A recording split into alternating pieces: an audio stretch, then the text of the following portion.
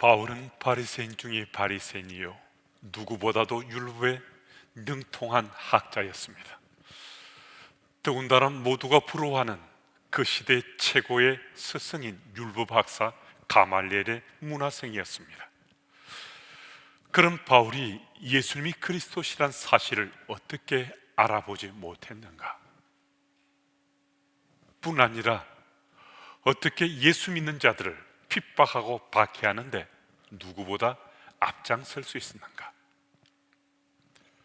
왜 그랬는지 그 사실이 궁금하지 않습니까? 지금 말씀드리는 이야기를 들으시고 그 궁금함에 답을 찾아보시길 바랍니다. 이 이야기는 심각한 얘기가 아니고 재미있는 이야기니까 편안한 마음으로 들으시면 되겠습니다. 꺼벙이의 일기 11월 1일, 아내가 애를 보라고 해서 열심히 애를 뚫어지게 쳐다보고 있다가 아내에게 머리통을 맞았다. 너무 아팠다.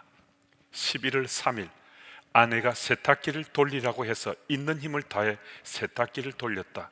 3바퀴쯤 돌리고 있는데 아내에게 행주로 눈탱이를 얻어맞았다. 그래도 행주는 많이 아프지 않아서 행복했다.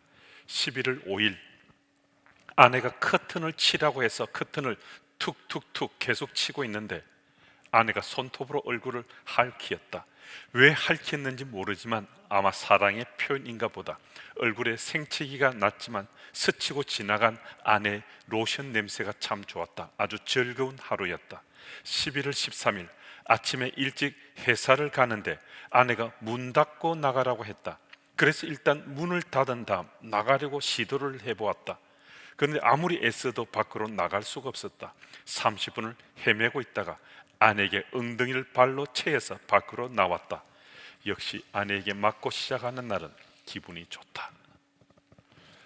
꺼벙이와 아내 사이에는 지금 무슨 문제가 있는 거죠? 소통의 문제입니다. 꺼벙이가 아내의 말을 잘 이해하지 못하니까 전혀 소통이 되지 않습니다. 바울이 그랬습니다.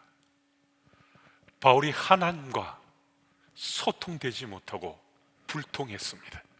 그는 스스로 율법에 능통하다고 했지만은 예수님이 그리스도시란 사실을 깨닫지 못했잖아요. 예수님이 그리스도시란 사실을 깨닫지 못한 바울의 그 능통함은 하나님과 불통하고 있다는 사실을 드러내는 것입니다. 예수께서 이 땅에 그리스도로 오심을 깨달은 시몬이나 안나는 율법에 능통한 자가 아니었지만은 아기 예수였지만은 예수님이 성전에 들어오는 그 순간 아기 예수가 예수님인 줄 단번에 알아보았습니다. 하나님과 소통하고 있기 때문에 시몬과 안나는 단번에 예수님이 그리스도시란 사실을 알 수가 있었습니다. 요즘 우리가 매스컴에서 자주 듣는 그 단어 중에 대표적인 단어가 바로 이 소통, 불통이잖아요. 그래서 요즘 이 시대에 많은 사람들이 화두로 삼고 있는 것이 바로 이 소통, 불통의 스토리입니다. 오늘 본문의 바울의 삶을 살펴보면서 우리도 정말 소통하는 사람, 소통함으로 주변의 사람들을 행복해 하는 사람, 그런 사람이 되었으면 하는 그런 마음을 마음속에 좀 소망하면서 말씀을 같이 따라 나가겠습니다. 오늘 본문 1절을 보면 예수 믿는 사람을 잡아서 족치는데 몰두하고 있는 사울의 모습이 보입니다. 학자인 사울이 좀 이해가 되지 않는 외도를 한 거잖아요. 정말 이해가 안 될 수 있지 않습니까? 학자인 사울이 어떻게 위협과 살기가 등등하다라고 1절 말씀에 기록되어 있을 정도로 이렇게 예수 믿는 자를 핍박하고 박해하는데 빠져 있는 건지 이해 안 될 수 있습니다. 사도행전 9장 13, 14절 말씀은 이렇게 기록되어 있습니다. 아나니아가 대답하되 주여 이 사람에 대하여 내가 여러 사람에게 듣사온즉 그가 예루살렘에서 주의 성도에게 적잖은 해를 끼쳤다 하더니 여기서도 주의 이름을 부르는 모든 사람을 결박할 권한을 대제사장들에게 받았나이다 하거늘. 바울이 얼마나 예수 믿는 자를 핍박하고 박해하고 있는지 보여주는 구절인데요. 사도행전 9장 21절 말씀을 보면 사울에 대해서 그 당시 예수 믿는 자들이 그를 예수 믿는 자를 멸하려는 자다라고 부를 정도였습니다. 여기서 멸하다라는 뜻말은 이 단어 자체 파괴하다라는 뜻을 가지고 있습니다. 예수 믿는 개인, 예수 믿는 교회 공동체, 닥치는 대로 이 사울은 예수 믿는 자를 파괴하고 그들 핍박하고 박해하는 일에 타의 추종을 불허할 정도로 앞장서서 그 일을 지금 맡아서 책임지듯이 그 일을 자행하고 있습니다. 사울이 학자인 자신의 본업을 제쳐두고 예수 믿는 자를 핍박하는 일에 이 정도 열심을 경주한다는 것은요, 적어도 이 일에 대해서 옳다, 정의롭다는 확고한 신념을 가지고 있는 겁니다. 이 일을 지금 사울이 감행하고 있는 것은요, 집념을 넘어서서 이것은 이제 사울의 신념이 되었다라고도 생각할 수 있습니다.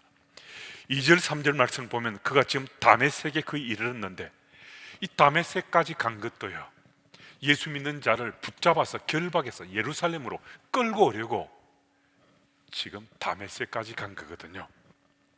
다메섹은 예루살렘으로부터 북동쪽으로 220km나 떨어진 곳에 위치해 있었으니까 여기까지 가서 예수 믿는 자를 붙잡아서 결박해서 끌어올 정도의 열심이라면요, 누구도 사실은 이 사울의 열심을 쫓아가지 못합니다. 그런데 4절 5절 말씀을 보면요, 사울이 지금까지 단 한순간도 상상조차 해보지 못한 일이 갑작스럽게 일어났습니다. 하늘로서 빛이 비치더니 소리가 나서 이르되 사울아 사울아 내가 왜 나를 박해하느냐. 정말 생각지도 못한 소리가 들려졌습니다. 사울이 얼마나 놀라고 충격을 받았겠습니까? 사울은 아직 그 충격에서 헤어나지 못한 상태에서 주여 누구시니까? 라고 소리나는 곳을 향해서 묻습니다. 여기서 우리는 한 가지 사실에 주목해야 하는데요, 사울은 빛과 소리 가운데 자신에게 지금 말씀하는 이가 누군지 전혀 알지 못합니다. 그럼에도 사울은 본능적으로 그분을 주로 고백하고 있습니다. 지금 사울이 주로 고백하는 이 주는요, 그 당시 유대인들이 선생님이나 선지자에 대해서 주라고 고백하는 지금 그 표현하고는 좀 다릅니다. 사울은 나타난 그분을 적어도 이 순간 퀴리오서, 즉 하나님이라고 고백하고 있는 겁니다. 우리는 이 고백에서 짧은 순간 사울의 충격이 얼마나 컸는지 짐작해 볼 수 있습니다. 지금 사울은 예수께서 말씀하시기를 내가 나를 핍박한다라고 말씀하셨는데, 사울이 물으니까 예수께서 나는 내가 핍박하고 박해하는 예수다라고 말씀하셨잖아요. 그럼 무슨 얘기입니까? 사울이 핍박한 주라고 자신이 고백했던 그분을 지금 사울이 핍박하고 있는 거거든요. 정말 충격 속에 휩싸였을 예수님의 이 말씀, 누구시냐 물었을 때 나는 내가 박해하는 예수다. 그럼 이 이야기를 들었을 때요, 사울은요 아마 지금 정신적 공황 상태에 빠졌을 수도 있습니다. 그럼 이 이야기를 듣는 순간에 지금까지 자신이 꽉 붙잡고 있었던 그 신념이 산산조각 난 거잖아요. 자신이 지금 핍박하고 박해하던 그 예수님을 주라고 고백했는데 본능적으로 그분이 주님이신 걸 알아챘잖아요. 그럼 정신적 공황 상태에 빠지면요, 사람들은 어지간해서 짧은 시간에 빠져나오지 못합니다. 상당한 시간이 걸리기도 하고요. 사울도 지금 정신적 공황 상태에 빠졌으니까 헤어나오지 못할 수 있습니다. 그런데 사울의 경우는 참 놀랍게도요, 얼마 지나지 않았는데, 정말 짧은 시간인데 사울은 그 상처를 회복했습니다. 정신적 공황 상태에 빠져 있을 법 그런 상황인데 그것을 헤어나고 이겨내고 있어요. 자신이 꽉 붙잡은 신념이 무너져 내렸는데 사울은 오히려 자신의 신념이 깨어진 그 일을 붙잡고 있습니다. 자신의 모든 것을 포기하고 자신의 신념을 산산조각낸 그것을 붙잡고 그 일에 자신의 삶을 걸고 있습니다. 정말 놀라운 일이 일어난 거죠. 어떻게 이런 놀라운 삶의 대전환이 가능했겠는가? 다른 것 아니면 소통입니다. 사울이 들었던 그 메시지는 예수님의 몇 마디 말씀이었습니다. 몇 마디 짧은 말씀이었지만은요, 주인 말씀이 사울에게 들려졌을 때 그 말씀은 놀랍게도 사울과 소통할 수 있는 말씀이었습니다. 사울이 주의 말씀과 소통했을 때 그 말씀을 매개로 정말 놀랍게도 사울은 그 깊은 상처에서, 신념이 무너져 내리는 그 현장에서 사울은 회복되었을 뿐만 아니라 자신의 신념을 산산조각낸 그 말씀 붙잡고 자신의 삶을 걸고 복음의 증인으로 살고 됐습니다. 여러분, 예수님과 우리 삶이, 나의 삶이 주의 말씀을 소통하면 우리 삶이 어떻게 되겠습니까? 당연히 바뀌게 되는 거죠. 당연히 달라지게 되는 거죠. 우리는 변화된 그리스도로 살게 되는 거죠. 여러분, 한번 생각해 보시면요, 주의 말씀과 내가 소통하며 사는데요, 내 삶이 예전에 나를 꽉 붙잡고 고집하고 고수하며 살 수 있겠습니까? 주의 말씀이 내 삶 속에 역동하는데, 살아 숨쉬는데, 움직이는데 어떻게 내가 이전에 나를 고집하며 변치 않겠다고, 나는 옛날처럼 살아가겠다고 어떻게 소리칠 수 있겠습니까? 삶이 달라지죠. 삶이 변하게 되는 거죠. 예수 전도단의 총재였던 로랭 커님의 목사님이 열방을 변화시키는 하나님의 책이라는 목사님이 쓰신 책에서 이런 얘기를 하고 있습니다. 작은 땅 피켄에서 일어난 혁명이라는 아름다운 스토리를 소개하고 있는데요, 1991년 8월 로랭 커닝햄 목사님은 피켄이라는 작은 섬을 방문했습니다. 2평방 마일의 작은 섬인데 이곳에 불과 55명의 주민들이 살고 있었습니다. 그런데 이 섬은 작은 천국이었습니다. 원래부터 이 섬이 작은 천국이 아니었고요, 1789년에 영국 군함 바운티호에서 반란 사건이 일어나서 9명의 반란자들이 이 배를 빼앗아서 이 섬에 찾아왔습니다. 그들은 영국 정부의 처형이 두려워서 배를 불태우고 그 섬에 은둔해서 생활하기 시작했습니다.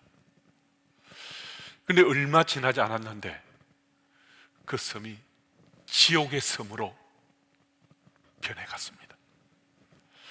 이들이 그곳에 식물의 뿌리로 술을 만드는 법을 개발해서 매일 술을 마시면서 하루하루 생활하던 중에 술에 취해서 미움과 시기가, 싸움과 학살, 자살이 빈번하게 반복됐습니다. 그런 후 이 섬이 지옥의 섬이 되었습니다. 그런데요, 참 놀라운 사건이 일어났어요. 그 섬이 변했다는 겁니다. 그 섬에 지도자 격이었던 존 애담스라는 사람이 우연히 동료의 소지품 중에서 성경책을 발견하고 성경을 읽기 시작했습니다. 얼마 후에 애덤스는 그 섬의 아이들과 여인들에게 이 성경 말씀을 가르쳤습니다. 그런데 어느 날 보니까 이 지옥의 섬이 작은 천국으로 변해 있었습니다. 말씀이 한 사람 한 사람을 타치하니까요, 그 지옥의 섬이 말씀으로 한 사람 한 사람이 어루만져지니까요, 천국으로 변하게 된 거예요. 로렌 크리머 목사님이 이 섬을 방문했을 때 섬 사람들은 그들을 변화시킨 애덤스의 성경책 유리관에 보관된 상태에서 애덤스가 사용한 그 성경을 가르치며 이 말씀이, 이 성경책이 우리를 변화시켰습니다라고 자랑했습니다. 여러분, 무엇을 말씀합니까? 지옥의 섬이 천국으로 변했습니다.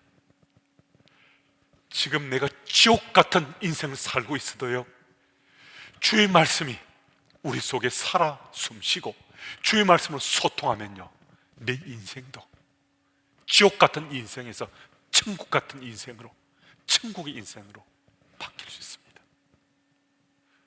어떻게 해요? 주의 말씀이 내 속에서 살아 움직이니까요. 주의 말씀이 내 속에서 역동하니까요. 예수를 믿었음에도 여전히 내 삶이 변하지 않는다고, 나는 달라지지 않는다고 소리치는 분이 계실 수도 있습니다. 여전히 내 삶이 바뀌지 않는다면요, 변하려고 해도 변하지 않는다고 지금 소리치고 있다면요, 그 다른 문제 아닙니다. 내가 내 아집에 사로잡혀 있습니다. 나의 의에 붙잡혀 있습니다.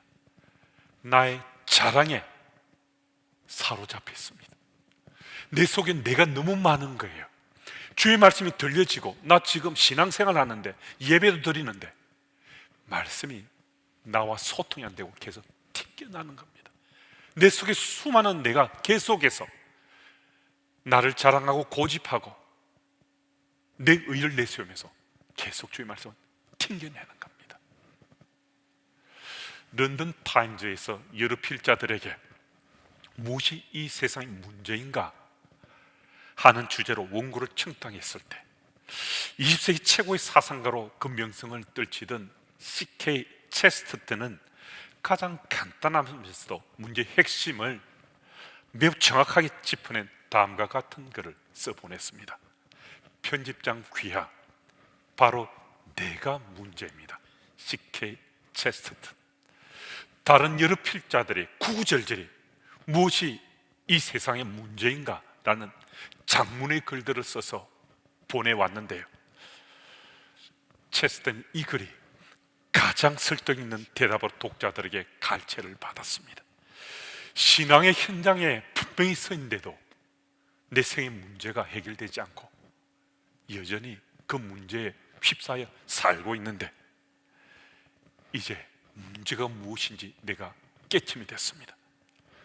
내가 문제란 사실을 내가 발견했는데요, 그런데 내가 문제인 걸 깨달아도요, 그 문제는 내 속에 있는 내 힘으로 해결은 받지 못합니다. 그럼 어떻게 할 것인가? 주의 말씀입니다.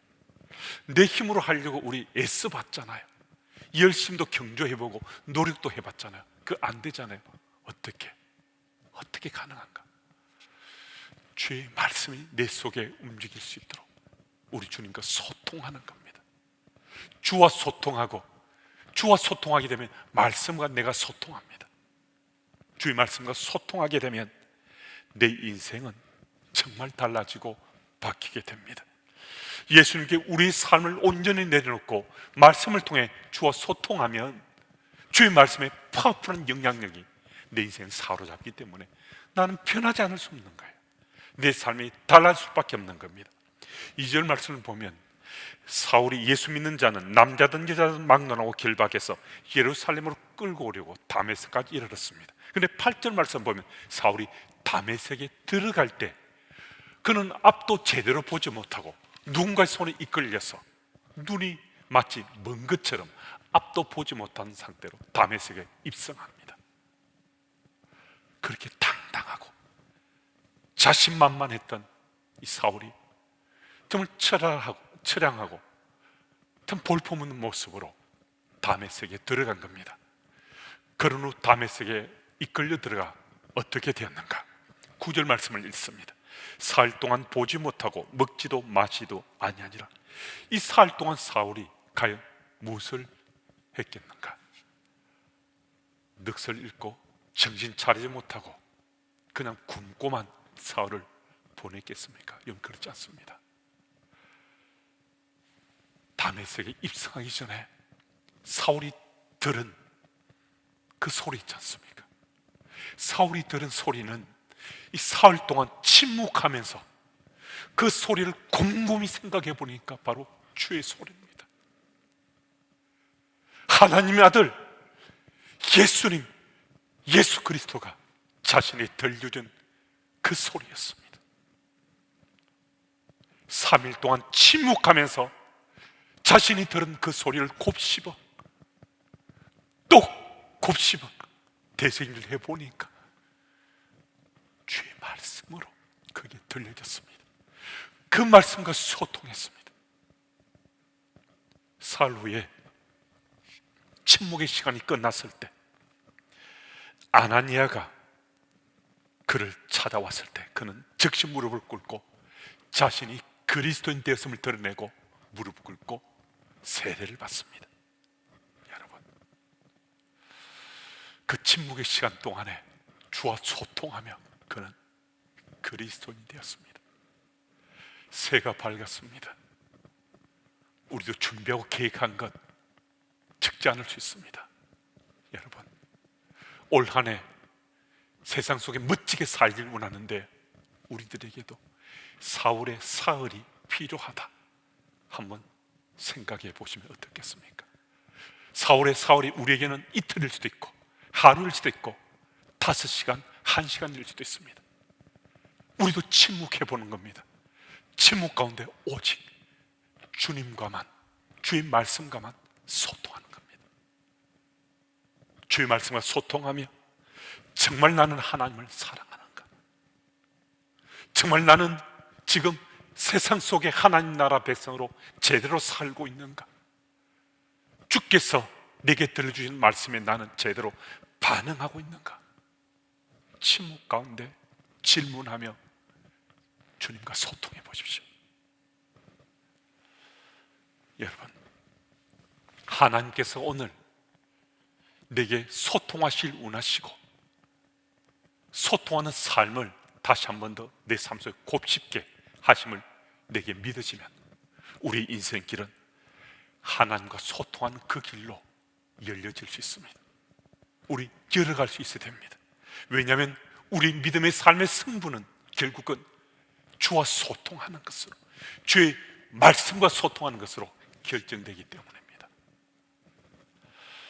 사울과 예수님이 무엇으로 소통했습니까? 주의 말씀으로 소통했습니다. 그럼 우리는 예수님과 무엇으로 소통할 겁니까? 우리 또한 주의 말씀으로 소통하는 겁니다.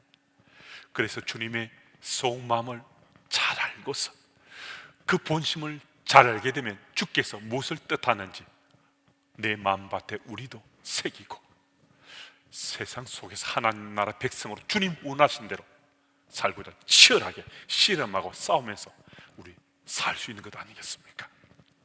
영성신학자 헨리 나웬이 쓴 나는 이런 사람이 좋다라는 글 중에 일부를 읽어드리고 말씀을 마무리하고자 합니다. 경청해서 들으시면 아주 의미 있는 얘기가 될 수 있습니다.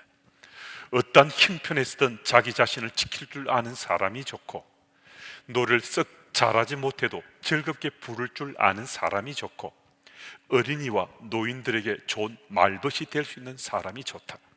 하루 일을 시작하기 앞서 기도할 줄 아는 사람이 좋고 다른 사람의 자존심을 지켜줄 줄 아는 사람이 좋고 남을 칭찬하는데 인색하지 않은 사람이 좋고 어떤 형편에서든 자족하는 마음을 가진 사람이 좋다. 오늘도 많은 이들이 그런 사람을 찾아 나섭니다. 그런데 먼저는 내가 바로 그런 사람이 되는 겁니다. 이 구절에 하나 더 추가한다면 주님과 소통하기 위해 말씀과 가까이 하는 사람이 좋다. 주의 말씀과 소통하고자 주의 말씀과 가까이 하는 바로 그 사람이 참 좋은 사람입니다. 2021년 새해가 밝았습니다. 이 한 해 동안 주님과 소통하기를 즐기심으로 사람들과 소통을 아주 잘 하시는 헨리 나인의 그런 사람들이 다 되시기를 축복합니다.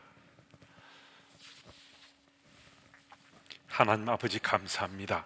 이 세상의 트렌드가 이제 소통이 되었습니다. 소통이 세상의 화두가 된 이 시대에 무엇보다 우리 주님과 소통할 수 있는 믿음의 사람들 다 되게 주님 인도해 주옵소서. 그래 주님과 소통하는 나의 삶을 통해 더불어 살아가는 모든 이들과 소통함으로 나로 말미암아 그분들이 더 기뻐하고 더 감사하고 더 행복할 수 있도록 나를 주의 도구로 써 주옵소서. 이 시대의 소통 메신저로 살아갈 수 있도록 주의 말씀과 소통하고 주님과 소통하며 하나님 나라 백성으로 살 수 있기를 예수님 이름으로 기도드립니다.